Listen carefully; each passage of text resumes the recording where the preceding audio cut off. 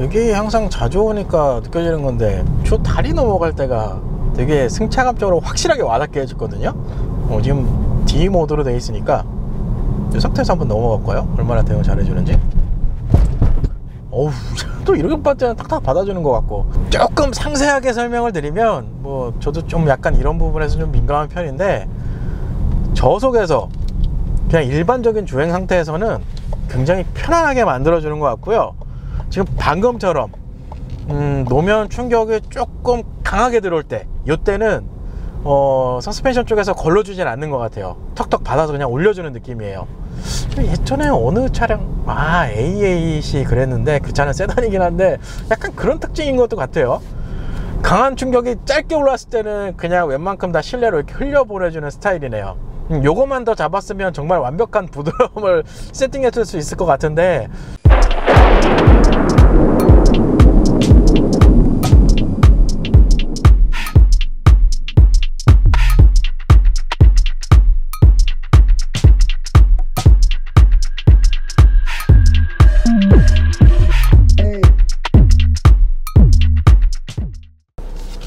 반갑습니다. 평범한 사람들 D본입니다.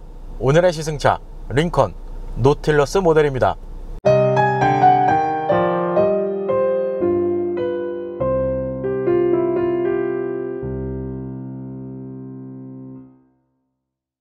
참고로 이 노틸러스 차량은 링컨의 기존 모델 MKX 모델의 페이스리프트 모델이라고 보시면 될 것 같고요.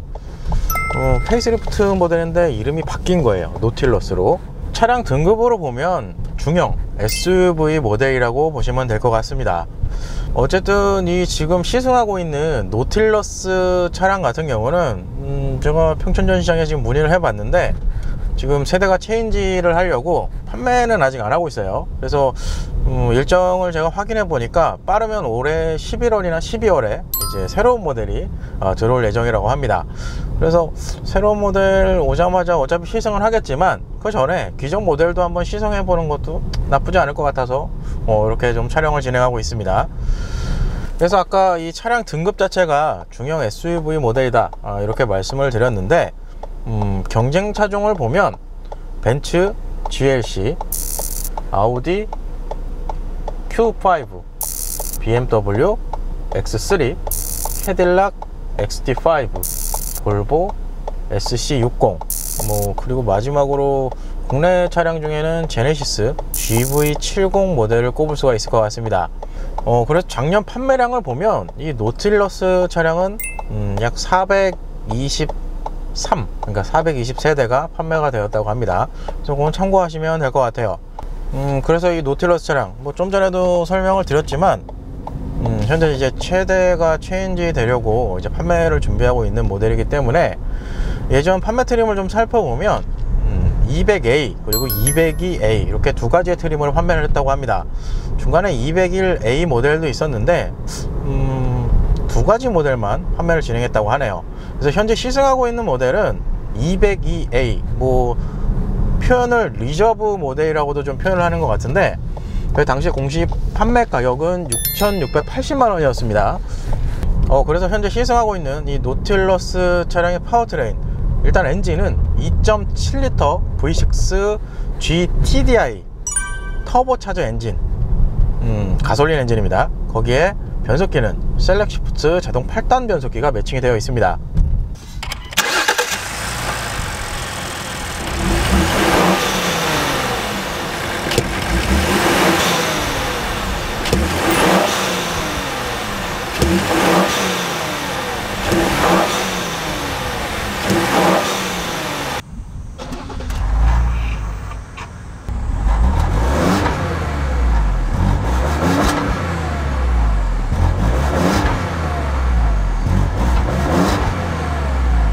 그래서 최고 출력 333마력, 최대 토크 54.7kg 포스미터의 스펙을 가지고 있고요. 그래서 이 파워트레인을 기초로 전륜 구동 기반의 인텔리전트 4륜 구동 시스템까지 적용이 되어 있는 모델이에요. 그리고 마지막으로 공차 중량은 2.1톤 수준이고요. 복합 연비는 8.8km 리터당 이렇게 형성이 되어 있습니다.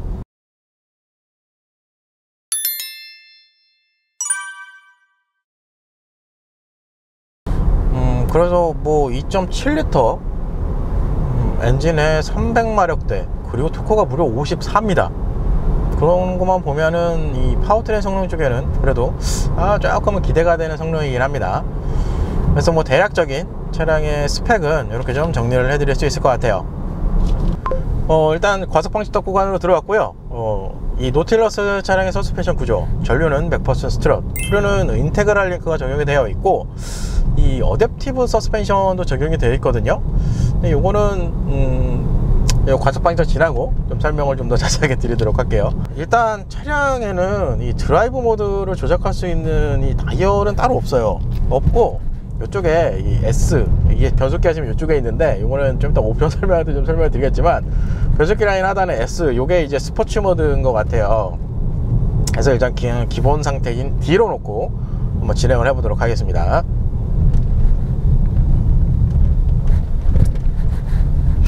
이게 편하다니까, 이게 참 희한하죠.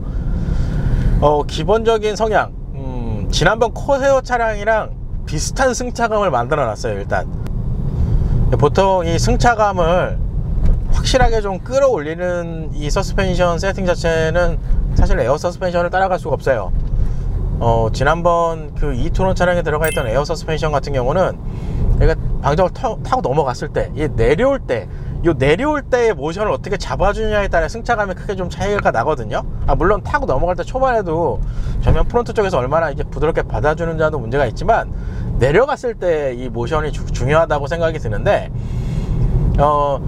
지난번 이트롬이랑 좀 비교를 하자면, 그 차량은 타고 넘어갔을 때 내려갈 때, 이 내려갈 때 상당히 인상적이게 만들어졌어요. 이게 에어 서스펜션의 역할 때문에 그런 것 같은데, 일단 이 링컨 차량, 직전에 코세오 차량도 그렇고 이 노틸러스 차량도 그렇고, 일단은 서스펜션 세팅은 굉장히 부드럽습니다. 부드러운데 지난번과 마찬가지로 이렇게 타고 넘어갔을 때 후륜쪽에 바운싱을 살짝 이렇게 잔상을 남겨주는 그런 느낌을 좀 만들어줘요. 그래서 되게 고급진, 옛날 고급진 승차감, 이거 예전에 이 되게 고급 세단 타면은 요런 승차감을 느낄 수가 있거든요.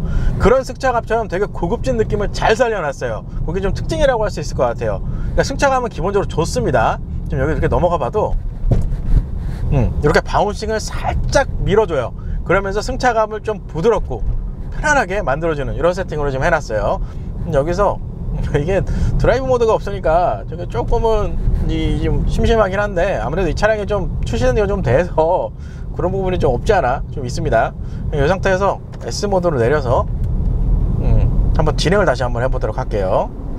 내가 왜 이거를 아까 좀 전에 설명할 때 이거 하고 설명을 드린다고 했는데, 이게 정말 민감하지 않으면 구별이 안 돼요. 이게 어댑티브라고 표현을 해놓긴 해놨는데, 여기도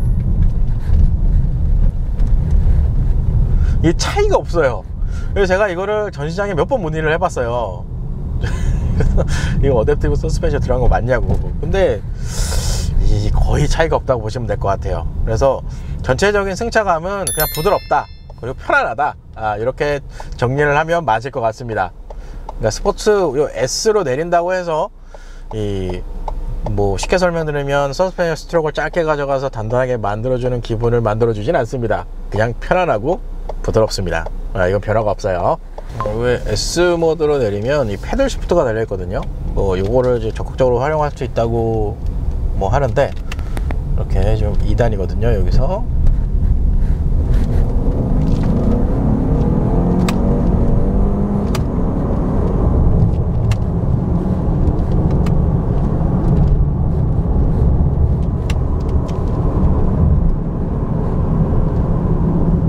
브레이크 밟고 방지턱. 부드럽네요. 아닌가? 이번엔 또 탁탁 받아주는 것 같네. 이게 조금 속도가 올라가면 서스펜션을 좀 단단하게 받아주는 건가? 이게 참 애매해요. 이게 변화의 폭이 크지 않는 차량들은 이 구분점을 찾기가 정말 어렵습니다. 뭐 그래도 기본적인 승차감 자체는 굉장히 부드럽다, 이렇게 정리를 해드리는 게 맞을 것 같고요. 지금 이 차량이 그래도 연식이 좀 됐어요. 그리고 지금 보시는 것처럼 보통 제가 요즘에 이제 시승차를 진행을 하면 대부분이 이제 되게 짧은 주행거리 갖고 있는 시승 차량들로 좀 주행을 많이 하는 편이었는데, 이 차량 그래도 출시한 지가 좀 됐기 때문에 지금 마일리지 보면은 22,000을 좀 넘어가는 차량이거든요. 그런 걸 감안해서 좀 평가를 하면 일단 외부 소음에 대한 방어는 좀 잘 돼 있는 것 같아요. 그래서 사양을 좀 확인해 보니까 이 유리도 지금 이중 접합 유리가 적용되어 있다고 합니다. 그래서 그건 좀 뭐 장점이죠. 장점이라고 할 수 있을 것 같고, 그리고 이 저속이나 이 급가속을 하지 않는 상황에서는 엔진 쪽에서 엔진음은 좀 방어를 잘 해놓은 편입니다. 그것도 어떻게 보면은 이 승차감, 부드러운 승차감에 한 몫을 하는 것 같아요. 그리고 지난번 코세어 차량에서도 적용되어 있던 것 같은데 액티브 노이즈 컨트롤 기능까지 들어가 있어요. 그래서 그런지 모르겠지만 전체적으로 이런 시스템들이랑 다 어우러져서 굉장히 편안하고 부드러운 승차감을 만들어주는, 그거는 장점이라고 표현할 수 있을 것 같아요. 그리고 뭐 짧은 구간이지만 살짝 밟아 봤는데 뭐 엔진 cc가 일단은 V6 2.7L 엔진에 적용이 되어 있고 여기에 터보차저 엔진까지 몰려져 있어서 가속을 진행했을 때의 느낌은 좋습니다. 단 이 S 모드로 내려놔도 이 악셀레이터, 그러니까 가속 페달을 전개했을 때 바로 튀어나가는 스타일은 아닙니다. 그래서 전체적으로 차량을 부드럽게 세팅하려고 해놓은 그게 좀 보이는 것 같아요. 그래서 가속 페달을 조금 적극적으로 이렇게 이렇게 조작을 해도 그렇게 이렇게 팍 튀어나가고 스포츠 드라이브를 하게끔 이렇게 만들어주는 그런 성향은 아니에요. 대신에 어느 정도 이제 올라갔을 경우에 RPM이 어느 정도 올라가서 속도가 좀 붙은 상태에서는 가속감은 충분히 나온다, 이렇게 설명드리는 게 맞을 것 같습니다. 1열 실내 옵션을 설명을 좀 드려볼까요? 아무래도 차량이 출시된 지가 좀 됐기 때문에 곳곳에 약간은 올드한 부분이 없지 않아 좀 보이긴 하지만 이 전체적인 인테리어 이렇게 보시면 가장 눈에 띄는 건 사실 요 인레입니다. 우드 무늬가 들어간 인레인데 이게 약간은 올드해 보이기는 해요. 직전에 코세어 차량이 오히려 좀 더 이런 부분은 좀 더 난 것 같은데, 근데 좀 특징으로 꼽을 수 있는 거는 이게 올드해 보이긴 하는데 이게 소재를 모르겠어요. 제가 이쪽 부분에 약간은 조금 지식이 없어서 그런지 모르겠지만 제가 개인적으로 봤을 때 소재는 되게 잘 만든 것 같아요. 소재는 좋아요. 약간 색감 자체가 올드해 보여서 조금은 좀 아쉽긴 하지만 어차피 나중에 이제 추후에 이 차도 이제 세대 체인지가 되면 이 부분이 좀 바뀌긴 하겠지만 현재 이 시승하고 있는 노틸러스는 이 부분이 좀 특징이라고 할 수 있을 것 같아요. 일단 보이는 계기판 12.3인치 디지털 클러스터 계기판이 적용이 되어 있고요. 디지털 구성 자체는 기존에 시승했던 코세어 차량이랑 동일합니다. 그래서 좀 특징으로 보면 이렇게 스포츠 모드나 이렇게 변경을 해도 그렇게 이 변화의 폭이 크진 않은 거, 그거는 조금 아쉬워요. 그리고 아까 인텔리전트 사륜구동 시스템이 적용이 되어 있다고 말씀을 드렸는데 지금 보시는 것처럼 이게 전력 분배가 아니고 원래는 구동 분배로 해야지 맞는 것 같은데 약간의 이 해석에 좀 오역이 좀 있는 것 같아요. 그래서 이 사륜구동 시스템이 지금 어떻게 구동이 되어 있는지 이 디스플레이상의 확인도 가능합니다.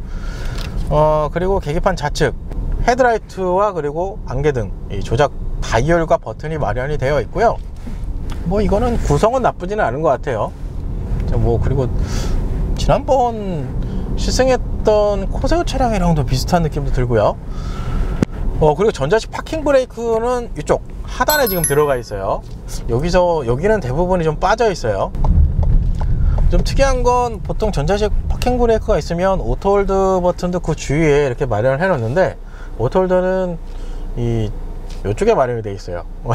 좀 특징이라고 할 수 있을 것 같고, 그리고 제가 지금 여기 타서 노틸러스 차량을 타고 가장 조금 인상 깊게 느껴졌던 게 바로 지금 1열 시트입니다. 22웨이 이렇게 표현해 놨어요. 그러니까 다양하게 세팅을 할 수 있고, 좀 이따 여기 디스플레이에도 설명을 하겠지만 여기 지금 멀티 컨터 시트라고 표현이 되어 있는데 여기 들어가면 기본적으로 마사지 시트 들어가 있고, 마사지는 지금 방석 쪽이랑 이제 등 쪽 이렇게 좀 구분이 되어 있는데 사실 마사지는 그렇게 이렇게 확 와닿는 거는 아닙니다. 이쪽 조정란에 가면 정말 다양하게 시트를 이렇게 조작을 할 수 있어서 내 몸에 딱 맞게 설정도 가능합니다. 지금 보시는 것처럼 이게 참 정말 많아요. 등, 이쪽 허리 이쪽부터 해가지고 허벅지까지 이렇게 되어 있고, 그리고 이 시트를 움직이거나 각도 조절하고 이런 것들은 이쪽에 시트 측면에 이렇게 마련해 놨는데, 좀 특징은 지금 보시는 것처럼 이렇게 헤드레스트까지 자동으로 되고요. 그리고 사이 서포트까지 자동으로 조작을 할 수 있습니다. 야, 이거는 정말 시트는 조금은 좋더라고요. 그리고 시트가 약간 이 쿠션감도 조금 있어서 굉장히 편안합니다. 시트가 좀 장점이에요. 그리고 보시는 것처럼 이 운전석 같은 경우는 메모리 시트가 적용이 되어 있어서 총 3개까지 세팅을 할 수 있게끔 마련해 놨고요. 스티어링 휠, 지난번 링컨 차량이랑 코사 차량이랑은 그렇게 사이즈 면에서는 그게 차이는 없는 것 같은데, 지금 이쪽에 보시는 것처럼 어댑티브 크루즈 컨트롤까지 들어가 있고요. 핸들 조향도 들어가 있어요. 그리고 이쪽에 차선 유지 보조 기능까지도 들어가 있습니다. 이거 좀 특징이라고 할 수 있을 것 같아요. 그리고 아까 잠깐 방적 구간에 좀 달려봤지만 이 패들 시프트까지 들어가 있는 모델이에요. 이 패들 시프트가 있는 거는 개인적으로 좀 좋아하는 편입니다. 이쪽에서 하는 것보다는 이게 좀 편하긴 해요. 그리고 이제 센터 페시아, 지금 보시는 것처럼 이 디스플레이는 8인치 디스플레이가 적용이 되어 있고요. 기본적으로 안드로이드 오토, 그리고 애플 카플레이어까지 지원을 합니다. 이 시스템 구성은 직전에 시승했던 링컨 차량이랑 동일한 시스템이 적용이 되어 있어요. 그래서 뭐 UI 뭐 이런 것들은 그냥 무난하다, 이렇게 좀 표현할 수 있을 것 같고요. 지금 좀 특이한 거, 변속기가 이쪽에 좌측 라인을 따라서 이어진 게 이거 좀 특징이라고 할 수 있을 것 같은데, 사실 이거는 예전부터 예전 차들 링컨에서 사용하던 타입이긴 합니다. 이거는 참고하시면 될 것 같고, 디스플레이 우측 라인, 이쪽에는 이 주차 관련 이제 버튼류들이 대부분인데, 요거는 이제 주차 보조 시스템이고, 요거는 스탑 앤 고 오프 버튼, 그리고 비상등은 이쪽에 마련해 놨네요. 아무래도 차가 이게 출시한 지가 좀 됐기 때문에 약간은 올드된 느낌을 좀 주기는 하네요. 그렇고, 야, 이게 CD가 있네요. CD 있었던 차들이 여태까지 있었나? 이것도 좀 특징이라고 할 수 있을 것 같아요. 그리고 그 하단, 일단 에어컨은 좌우 독립으로 조절할 수 있는 에어컨이 적용이 되어 있습니다. 1년에는 기본적으로 통풍과 열선 시트까지 포함이 되어 있어요. 그리고 이쪽에 아까 설명드렸지만 오토홀더 버튼 들어가 있고, 이게 저도 처음에 시승할 때 이 엔진 스타트 버튼 어딘지 한참 찾았어요. 여기에 들어가 있더라고요. 보통 이렇게 동그랗게 생겼다고 생각을 하잖아요. 근데 얘는 이렇게 좀 모양을 여기에 맞춰서, 이 디자인에 맞춰서 넣어놨더라고요. 그래서 저 처음에 좀 찾았어요. 뭘 찾아가지고. 그래서 이건 뭐 특징이라고 할 수 있을 것 같고, 그리고 여기 또 하나 버튼이 있는데, 지금 보시면 앞에 이제 글로우 박스, 이제 콘솔 박스 이 레버가 없어요. 열 수 있는. 보니까 이게 자동이에요. 이거 누르면 이런 식으로 자동으로 열립니다. 이거는 좀 특징이라고 할 수 있을 것 같아요. 그래서 저 자동으로 열리는 글로우 박스는 사실 여태까지 저도 시승차를 그렇게 적게 시승한 건 아닌데, 조만간 200대를 돌파할 것 같은데 처음 봤습니다. 자동으로 열리는 건 사실. 그래서 조금은 신기하긴 하고요. 뭐 신기하죠, 이런 거 자동으로 열린다는 자체가.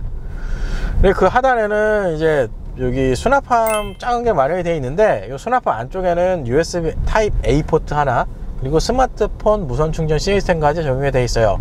아무래도 출시한 연도가 좀 되다 보니까, 얼마 전에 시승했던 커세어 차량 같은 경우는 이제 C 타입으로 적용이 되어 있었거든요. 근데 이 차는 A 타입만 들어가 있어요. 아무래도 요거는 뭐 추후에 이제 세대가 체인지가 되면 이제 추가가 될 것 같아요.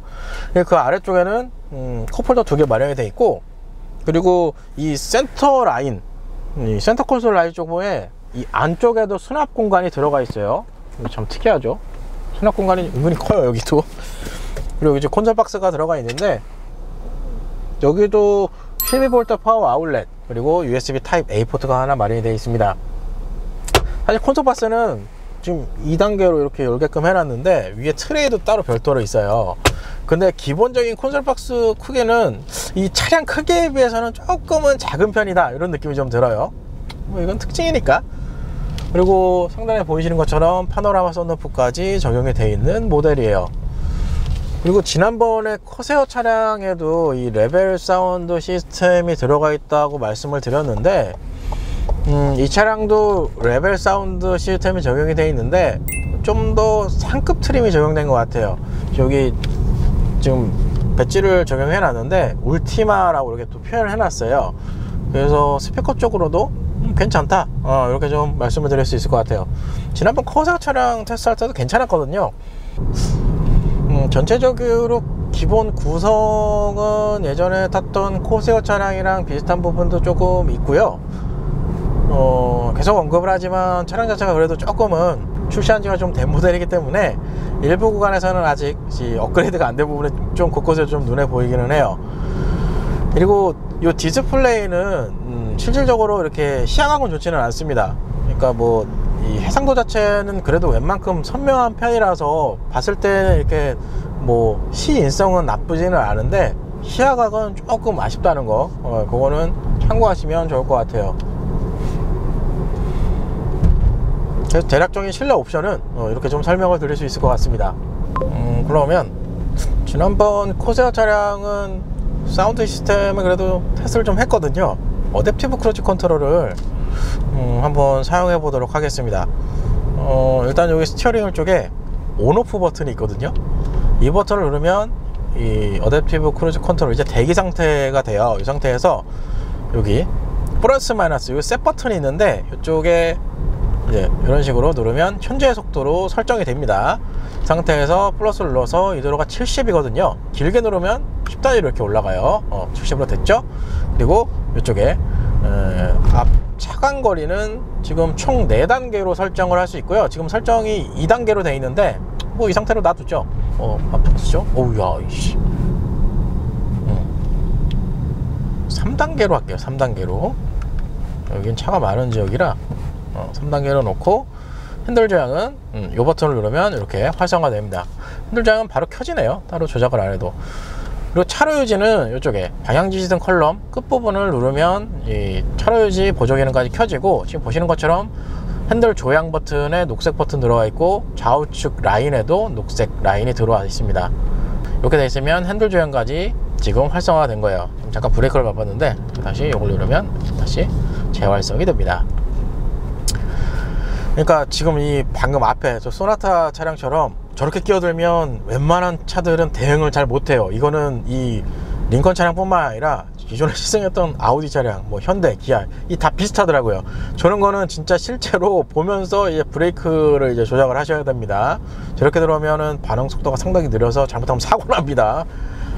그래서 전방 항상 주시하시면서 사용을 하시면 될 것 같고, 지금 핸들 조향이 들어온 상태인데 아까 저도 보면서 테스트를 해봤는데 기본적으로 차로는 잘 따라가요. 보시는 것처럼 잘 따라가고, 조금 특성은 이 차로 중심으로 보면 약간 이쪽 라인으로 좀 붙어가는 특성이 있어요. 그렇죠. 이쪽 라인으로 좀 붙어가요. 이게 좀 특징이고, 이 시스템도 이렇게 손을 잡으라고 경고 표시가 뜹니다.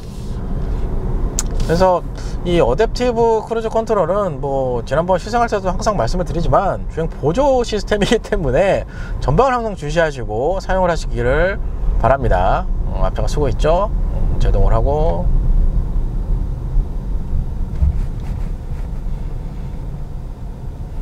정차를 하고 오토홀더가 들어가나요? 정지됐네요. 그럼 출발할 때는 어떻게 되나 볼까요? 따로 표시가 안 돼 있는데, 자 이제 출발을 하죠. 이걸 눌러야 되는군요. 출발 안 한다고 빵빵거리는군요. 이 차량은 별도로 표시는 안 해놨는데 앞차가 출발하는 거는 확인을 시켜주네요. 대신에 이쪽에 플러스 버튼을 누르라고 디스플레이 창에 표시를 해줍니다. 이거는 특징이라고 할 수 있네요. 그리고 이 차로 유지, 핸들 조향 같은 경우는 조금 쉽게 설명드리면 약간은 보수적으로 세팅을 해놓은 것 같아요. 이게 적극적으로 막 개입하는 타입은 아니고 조금 과하게 넘어갔을 때만 이 스티어링의 이제 조향을 이제 적극적으로 보조해주는 타입입니다. 개인적으로 이런 타입을 좀 선호하는 편이에요. 너무 적극적으로 해주면 그것도 좀 피로하더라고요. 뭐 일단 출발하고 따라오고 이런 것들은 대응을 잘해주는 편이기 때문에 뭐 링컨의 어댑티브 크루즈 컨트롤, 그리고 차로 유지, 그리고 핸들 조향 이 기능들도 무난하다, 이렇게 평가를 드릴 수 있을 것 같아요. 따로 드라이브 모드는 요 변속기 S 버튼을 누르는 것밖에 없기 때문에 S 모드로 활성화를 시켜 놓은 상태에서 이 패드를 이용해서 한번 적극적으로 달려보도록 하겠습니다. 프락셀. 이게 패드는 필요가 없습니다. 지금 자동으로 변속이 됐고요. 대략 한 6000rpm부터 자동 변속이 되네요.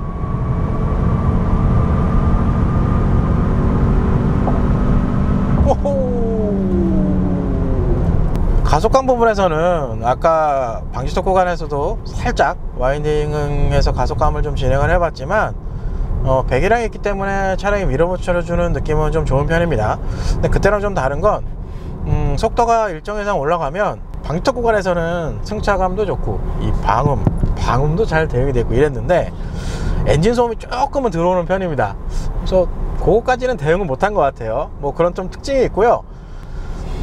RPM을 조금 올려서 이 가속 페달을 이제 급전개를 시켰을 때의 가속감은 좀 더 낫습니다. 딜레이 폭 초반에 아까 달렸을 때 약간의 딜레이는 있어요, 팍 튀어나가는 스타일은 아닙니다 라고 방적 구간에서도 언급을 했던 것 같은데, RPM을 좀 올렸을 때는 그나마 그 폭은 좀 줄어드는 편입니다. 이게 어떻게 보면 장점이라고도 할 수도 있고 어떻게 보면 단점이라고도 할 수 있는데, 보통 이렇게 달리는 차들은 차와 내가 뭔가 피드백을 주고받으면서 핸들링도 막 해보고 노면에서 올라오는 이런 각종 진동이나 소음 이런 것도 한번 이렇게 몸으로 느끼면서 이렇게 약간은 긴장감이 들어가면서 주행하는 게 좀 좋은 기분도 있거든요, 사실은. 근데 이 차는 웬만하면 이 방음이랑 이런 부분들, 그리고 승차감 쪽 이 기본적인 차량 세팅 이런 것들이 전부 다 부드러움에 좀 초점이 많이 맞춰져 있는 기분이에요. 그래서 사실상 달릴 때 재미는 그렇게 있는 편은 아닙니다. 장점을 가장 잘 느끼게 해주는 이 주행 모드는 부드러움입니다. 그냥 편안하게 과속할 필요도 없고 여유롭게 그냥 이렇게 다닐 때가 승차감 쪽으로도 가장 편하고 부드럽고 이런 느낌을 좀 더 많이 잘 만들어주는 느낌이에요. 오히려 이 링컨 차량 시승하면서 제가 느껴지는 게 뭐냐면, 이 고객층이 딱 이거는 어느 고객층 분들이 사시면 좋겠다라는 게 딱 느껴졌어요.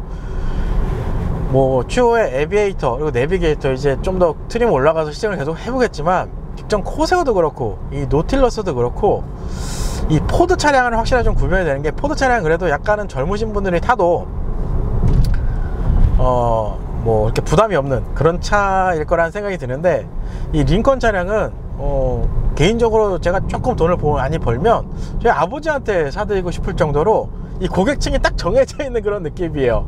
그래서 굉장히 편안하고 부드럽고, 이 각종 시스템 자체도 다 물리 버튼이라 사용감도 정말 편하고, 이런 거 봤을 때는 이 고객층은 딱 정해져 있는 그런 느낌을 좀 많이 주는 것 같아요.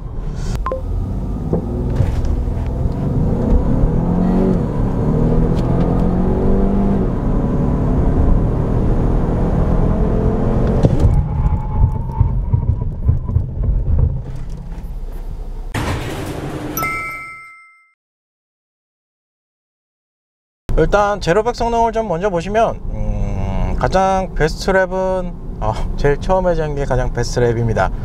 7.3초 이렇게 좀 나왔고요. 거리로 보면 119m 정도가 나왔습니다. 그러면 7.3초면 2.7L 터보차저 엔진을 가진 것이고는 제가 기대했던 것보다는 조금 부족합니다. 뭐 그래도 전체적인 가속감 부분에서는 초반에 이 치고 나갔을 때의 느낌은 그래도 괜찮은 편이에요. 뭐 7.3초 그냥 무난하다 이렇게 평가를 하는 게 맞을 것 같네요. 다음 제동을 볼까요? 제동 성능이 제일 궁금해요. 사실 요즘에 사실은 가속감은 웬만큼 차량들이 그냥 무난한 수준으로 다 이렇게 다 끌고 와줘요. 그래서 이 차량을 저도 테스트할 때 제동 성능이 항상 제일 궁금하고 제동 성능 순위도 제일 조금 빨리 보고 싶고 좀 그런 느낌이 있어요. 가장 베스트 제동 성능은 초반해진 게 제일 잘 나왔습니다. 그래서 거리로 보면 40m가 나왔고요. 제동까지 걸린 시간은 약 2.87초 정도가 나왔네요. 제일 안 나왔을 때가 43m까지 좀 늘어지는 경우가 있는데, 저때까지 시승했던 차들 웬만하면은 반복적인 테스트를 좀 진행을 해도 1m에서 2m까지는 안 갔거든요. 그런 거 봤을 때는 아무래도 이 차량이 요거는 컨디션이랑 좀 문제가 있는 것 같은데, 주행거리 좀 어느 정도 됐고 그리고 연식도 좀 어느 정도 좀 이렇게 지났기 때문에 그 컨디션 문제라고도 생각이 돼요. 뭐 그래서 결과만 보면 40에서 43m 정도 수준까지 이렇게 좀 벌어지는 그 제동 성능 결과가 나왔습니다. 근데 가장 잘 나온 40m를 기준으로 43m, 40m면 기존에 테스트한 차량보다는 나쁘진 않습니다. 이것도 A7이 근처에 있네요. 그래서 가속 성능도 그렇고 제동 성능도 그렇고 여태까지 시승했던 차량들 뭐 이렇게 쭉 확인을 해보면 중간 정도의 스펙이 나왔어요. 그러니까 뭐 정확하게 무난하다, 이렇게 좀 표현하는 게 맞을 것 같아요. 뭐 개인적으로 조금 아쉬운 건 배기량이 그래도 2.7L고 여기다 V6 엔진이 달린 엔진인데 여기에다가 터보차저니까 들어가 있거든요. 그래서 가속감 부분에서는 살짝은 좀 기대했는데 뭐 그거는 뭐 어쩔 수가 없죠. 뭐 어쨌든 이렇게 해서 주행씬은 마무리가 될 것 같고요. 그럼 외관씬으로 넘어가 보도록 하겠습니다.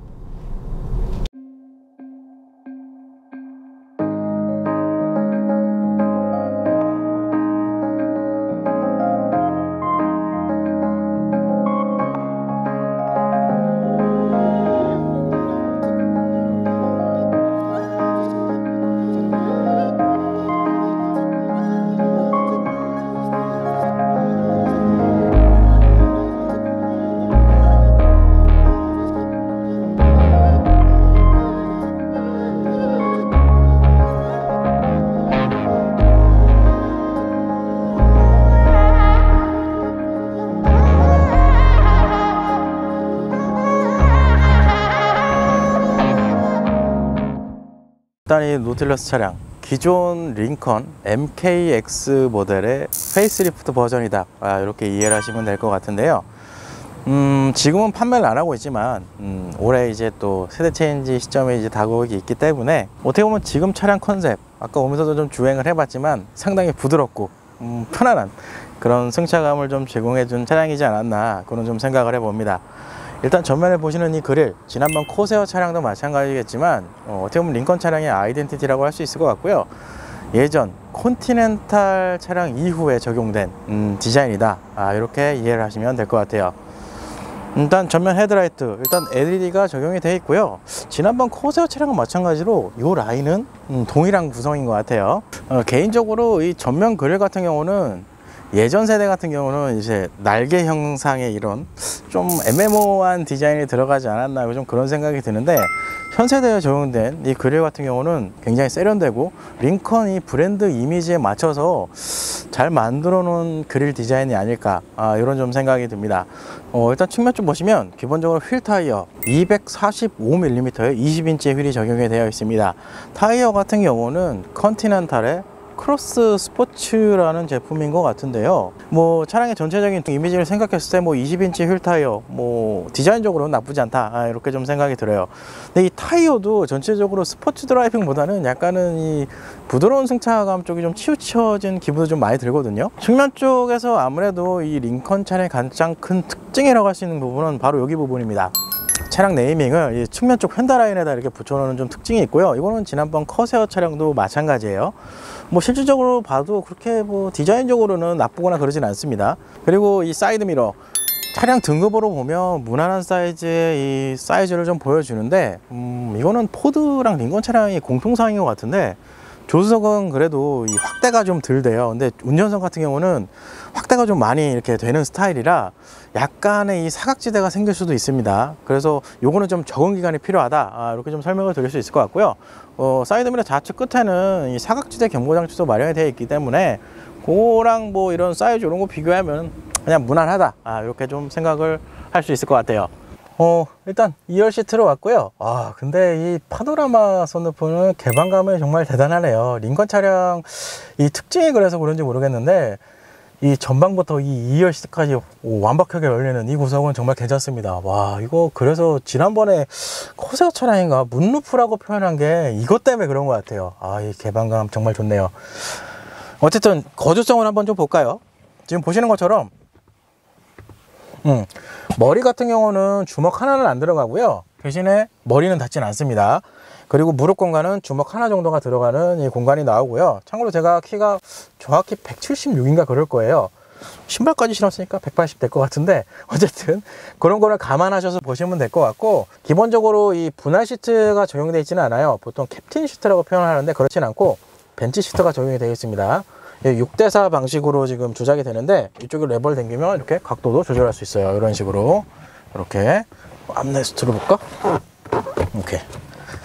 이게 편해요. 시트 자체가 1열 시트도 그랬지만 이 쿠션감이 어느 정도 좀 나와주기 때문에 전체적으로 부드러운 느낌을 잘 살려놨어요. 이게 좀 특징이라고 할 수 있을 것 같고, 이쪽에 컵홀더 2개 마련이 되어 있네요.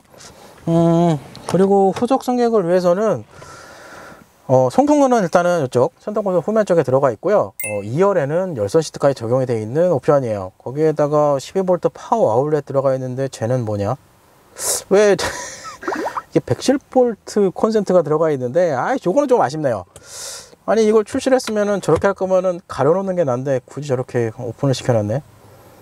요건 좀 아쉽습니다. 220 콘센트는 없습니다. 요거 하시려면 요 가운데 끼는 변환기가 필요하실 것 같아요. 근데 출력이 또 110V 나오니까 어차피 못 쓰는군요. 있으나마나 거네. USB 포트를 넣어주지. 처음으로 이 포드 링컨 촬영하면서 아쉬운 게 딱 하나 나왔네요. 저 콘센트는 별로예요. 일단 후면 테일램프 기본적으로 LED가 적용이 되어 있고요. 가장 큰 특징은 이 테일램프 라이트 자체를 연결해 놓은 부분의 특징이라고 할 수 있을 것 같습니다. 참고로 요즘 들어 이렇게 연결된 타입의 리어 램프를 많이 사용하긴 하는데, 링컨 같은 경우는 2007년부터 이 디자인을 사용했습니다. 어떻게 보면 시대를 굉장히 앞서간 모델이기도 해요. 그리고 하단에 보시면 중앙에 견인 장치까지 이용할 수 있도록 별도의 파트를 빼놨고요. 전동 트렁크가 적용이 되어 있고요. 이쪽에 이렇게 누르면 전동으로 오픈이 됩니다. 기본적인 트렁크 사이즈는 1050리터 정도가 나오고요. 2열 시트를 폴딩하면 무려 1900리터까지 확장이 됩니다. 그만큼 트렁크 공간에서는 괜찮다, 이렇게 좀 설명을 드릴 수 있을 것 같아요. 그리고 아무래도 포드 링컨 차량의 특징인데, 2열 시트는 이렇게 자동으로 접을 수 있습니다. 펴는 건 안 되니? 펴는 건 이렇게.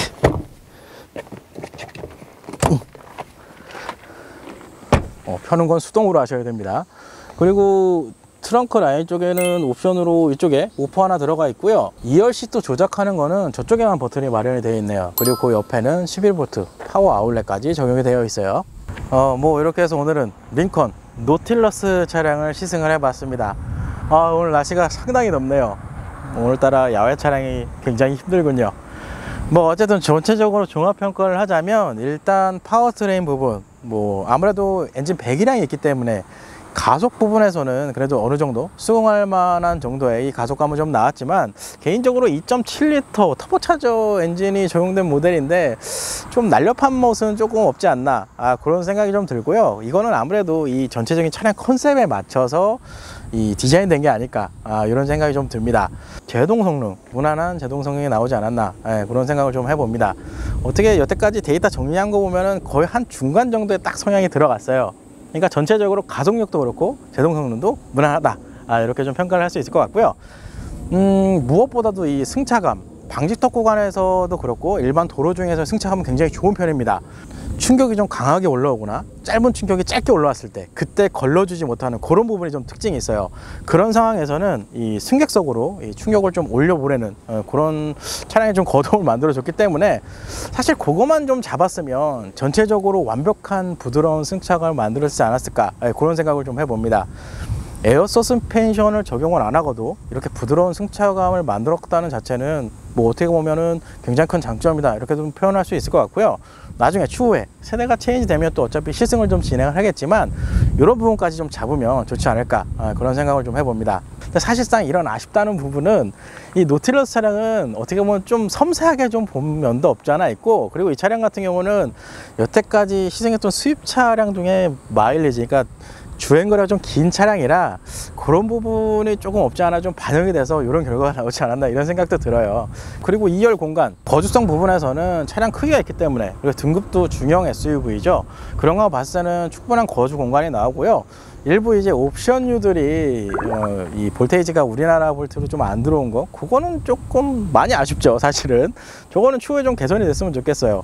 어쨌든 이렇게 해서 오늘은 링컨 노틸러스 차량을 시승을 해봤습니다. 조만간 또 세대 체인지가 될 상황인데, 그때 새로운 차를 가지고 이 노틸러스 차량 시승기로 또 찾아뵐 수 있도록 하겠습니다. 오늘도 영상 봐주셔서 감사드립니다. 끝!